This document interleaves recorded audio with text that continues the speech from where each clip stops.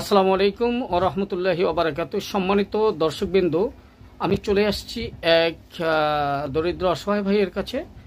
ওনার মেয়ের বাচ্চা হয়েছে ওনার বাসায়। যাই হোক, এই বাচ্চা হওয়ার প্রেক্ষিতে আসলে ওনার জরিমানা বা খুশি হোক জরিমানা হোক, যেটা ওনার দিতে হয়েছে 1000 টাকা হিজরা জনগোষ্ঠীকে। কিভাবে উনি দিলেন, কোথার থেকে ওনাকে নিয়ে গেলেন, একটু শুনবো। উনি স্বেচ্ছায় দিয়েছেন। আসসালামু আলাইকুম ভাই, ভালো আছেন? ভালো আছেন? আপনার নামটা কি? আমার নাম হাসান। হাসান ভাই, আচ্ছা আচ্ছা। যাই হোক, আপনি তো উত্তরা এলাকায় থাকেন, ভাড়া থাকেন, অনেক দিন ধরে থাকেন। আচ্ছা, কি হয়েছে? আপনার বাচ্চা, মেয়ের বাচ্চা হয়েছে? আমার মেয়ের বাচ্চা হবে আর কি কুরবানির পরে। আচ্ছা আচ্ছা। হিজলারা আইসে তো আর কি ওই মিষ্টি মুষ্টি নাকি 1000 টাকা চাইছে, আমি খুশি মনে দিয়ে দিচ্ছি। কিন্তু বাচ্চা এখনো হয়নি? না। আচ্ছা, বাচ্চা হলে তো আবারও আসবে? না, আবার আসবে না। কে বলছে আসবে না? না, কার্ড দিয়ে গেছে। কার্ড দিয়ে গেছে? যে ফোন করতে বলছে? হ্যাঁ, কার্ড দিলে আর আবো না। আইবো না? ওই কার্ড দিলে যারা আসবে তাদেরকে দেখাইলে তারা চলে যাবে। আচ্ছা আচ্ছা, তাহলে মেয়ে গর্ভে আছে, মোটামুটি আরো দিন বাকি আছে, মোটামুটি 3-4 মাস বাকি আছে। যাই হোক, আলহামদুলিল্লাহ, আপনি খুশি মনে দিয়েছেন। কিন্তু আপনার 1000 টাকা ইনকাম করতে কয়দিন লাগে এটা বলেন? আমার 1000 টাকা ইনকাম করতে 3 দিন লাগছে। 3 দিন লাগছে।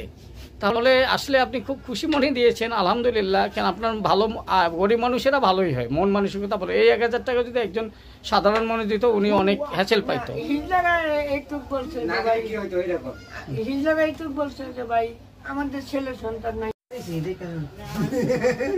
তাহলে শুনুন, হিজড়াদের যে আসলে শুধু বাচ্চা হলেই যে টাকা নেয় তা না, দোকানে এসে ওরা সপ্তাহে 2-3 দিন চাঁদা আদায় করে না দিলে দোকানদারকে কি বলেন? হ্যাঁ, সপ্তাহে 1 দিন ওরা আসে। কি বলে ভাই, দোকানে টাকা না দিলে? বলেন। না দিলে নাচানাচি করে, অপমান করে।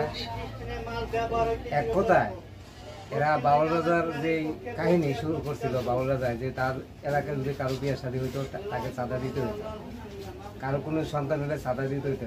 এখন বর্তমানে হিজড়ারা ঠিক সেম কাজটাই করতেছে। তাহলে এই যে অবস্থা দেখেন, একজন সাধারণ দোকানদার এখানে এসে ওনারা যে 20-30-50 টাকা দাবি করে না দিলে যে অবস্থা শুরু করে, ওনার মুখ থেকে শুনলেন। আসলে হিজড়া জনগোষ্ঠীর জন্য বাংলাদেশ সরকারের দ্রুত এই পদক্ষেপ গ্রহণ করা দরকার, যে তারা যে এই অন্যায় অত্যাচার অবিচার করে এর বিরুদ্ধে আসলে রুখে দাঁড়ানো দরকার জনসাধারণ সব বাংলাদেশ। এবং আমি যে কথা বলছি, এমনকি এই বিরুদ্ধে আমার উপর হামলা হতে পারে। তাহলে ওনার উপর এই ভিডিও দেখার পর হামলা হতে পারে, উনি এই আশঙ্কা করছে।